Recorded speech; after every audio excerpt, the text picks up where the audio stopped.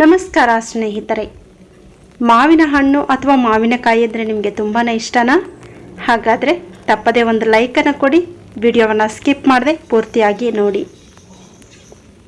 ಈ ಮಾವಿನ ಹಣ್ಣು ಕೇವಲ ರುಚಿಗೆ ಮಾತ್ರ ಅಲ್ಲ, ಹಲವಾರು ಆರೋಗ್ಯ ಪ್ರಯೋಜನಗಳನ್ನು ಕೂಡ ಒಳಗೊಂಡಿದೆ. ಮಾವಿನಕಾಯಿ ಬೇಸಿಗೆಯಲ್ಲಿ ಸೇವಿಸಬಹುದಾದಂತಹ ಅತ್ಯುತ್ತಮ ಆಹಾರ ಪದಾರ್ಥ. ಈ ಮಾವಿನ ಹಣ್ಣಿನಲ್ಲಿ ವಿಟಮಿನ್ ಸಿ ಸಮೃದ್ಧವಾಗಿದೆ. ಇದರಲ್ಲಿರ್ತಕ್ಕಂತಹ ವಿಟಮಿನ್ ಸಿ ದೇಹದ ರೋಗ ನಿರೋಧಕ ಶಕ್ತಿಯನ್ನು ಕೂಡ ಹೆಚ್ಚಿಸಲು ಮತ್ತು ಚರ್ಮದ ರಚನೆಯನ್ನು, ಕಾಂತಿಯನ್ನು ಸುಧಾರಿಸಲು ಕೂಡ ಸಹಾಯ ಮಾಡುತ್ತೆ. ಮಾವಿನಕಾಯಿ ಜೀರ್ಣಕಾರಿ ರಸವನ್ನು ಉತ್ತಮವಾಗಿ ಸ್ರವಿಸಲು ಸಹಾಯ ಮಾಡುತ್ತೆ. ಇದು ನಮ್ಮ ಜೀರ್ಣಕ್ರಿಯೆಗೆ ಮತ್ತಷ್ಟು ಸಹಾಯ ಕೂಡ ಮಾಡುತ್ತೆ. ಮಲಬದ್ಧತೆ ನಿವಾರಿಸುತ್ತೆ ಮತ್ತು ಅಸಿಡಿಟಿಯನ್ನು ಕೂಡ ತಡೆಯುತ್ತೆ. ಅದಷ್ಟೇ ಅಲ್ಲ, ಕೊಲೆಸ್ಟ್ರಾಲ್ ಕಡಿಮೆ ಮಾಡುವ ಪೆಕ್ಟಿನ್ ಎಂಬ ಸಂಯುಕ್ತವನ್ನು ಮಾವಿನಕಾಯಿ ಹೊಂದಿದೆ. ಈ ಅಂಶ ವಿಶೇಷವಾಗಿ ದೇಹದಲ್ಲಿರ್ತಕ್ಕಂತಹ ಕೆಟ್ಟ ಕೊಲೆಸ್ಟ್ರಾಲನ್ನು ಕಡಿಮೆ ಮಾಡುತ್ತೆ, ನಿವಾರಿಸುತ್ತೆ.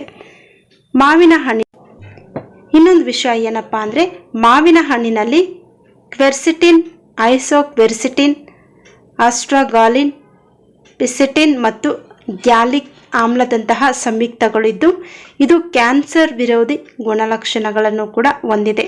ಇನ್ನು ಕಣ್ಣಿನ ವಿಚಾರಕ್ಕೆ ಬಂದಾಗ, ಕಣ್ಣಿನ ಆರೋಗ್ಯವನ್ನು ಸುಧಾರಿಸುವಲ್ಲಿ ಮಾವಿನಕಾಯಿ ತುಂಬ ಪ್ರಮುಖ ಪಾತ್ರವನ್ನು ವಹಿಸುತ್ತೆ.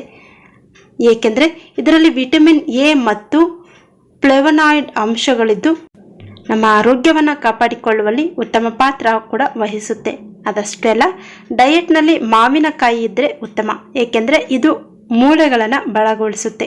ವಿಟಮಿನ್ ಕೆ ಸಮೃದ್ಧತೆಯನ್ನು ಹೊಂದಿರುವ ಮಾವು ಮೂಳೆಗಳ ಆರೋಗ್ಯಕ್ಕೂ ಕೂಡ ಹೆಚ್ಚು ಅಗತ್ಯ. ಅದಲ್ಲದೆ ಇದು ಆಸ್ಟಿಯೋಪೊರೋಸಿಸ್ನಂಥ ಮೂಳೆ ಸಂಬಂಧಿತ ಕಾಯಿಲೆಯನ್ನು ಕೂಡ ತಡೆಯುತ್ತೆ. ಮಾವು ಉತ್ಕರ್ಷಣ ನಿರೋಧಕಗಳನ್ನು ಸಮೃದ್ಧವಾಗಿದೆ. ಇದು ಯಕೃತ್ತನ್ನು ಕೂಡ ನಿರ್ವಿಷಗೊಳಿಸುತ್ತದೆ. ಅಷ್ಟೇ ಅಲ್ಲ, ಪಿತ್ತರಸದ ಉತ್ತಮ ಸ್ರವಿಸುವಿಕೆಯನ್ನು ಉತ್ತೇಜಿಸುತ್ತೆ.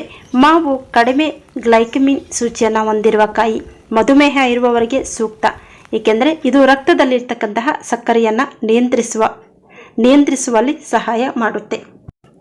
ನೋಡಿದ್ರಲ್ಲ ಫ್ರೆಂಡ್ಸ್, ಮಾವಿನ ಸೀಸನ್ನಿನಲ್ಲಿ ಮಾವಿನಕಾಯಿಯ ಅತ್ಯುತ್ತಮ ಉಪಯೋಗಗಳು.